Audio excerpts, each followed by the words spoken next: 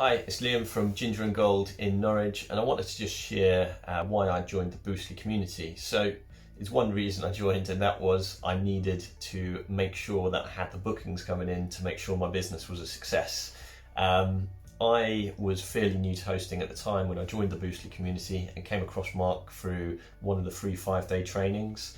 And off the back of those trainings, it was really clear that Mark knew a lot about hospitality, and he knew about how to do marketing to attract the right kinds of guests and how to reduce the amount of money flowing to people like Airbnb and Booking.com, and instead that money flow into my business. So off the back of those 5-day training, I thought, this is a no-brainer. I'm going to join up. I really wanted access to Mark's unwavering capability to put all of his knowledge into one place, and that's exactly what the Academy is. It's really, there's bits of knowledge, no matter what you're trying to do, there's bits of knowledge in there which will help you with your business.